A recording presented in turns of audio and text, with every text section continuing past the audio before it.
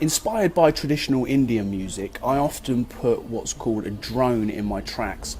So usually it's at the root note of the scale that I'm working in. So say for example I'm working in F minor, it will be some sort of tone, a drone, just underneath in F all the way through the whole track. What this does is it gives it a consistency, and there's a big difference if you actually take it out. Some people put white noise or some analog hiss in their track, some saturation, just to give it that consistency. But check it out, do some research into some Indian music. It could be an actual instrument, it can be, often I take a part of a vocal and loop it, it's just going ah, and just really just tuck it in underneath. Again, it's not supposed to be prominent, it's just to give it that gel.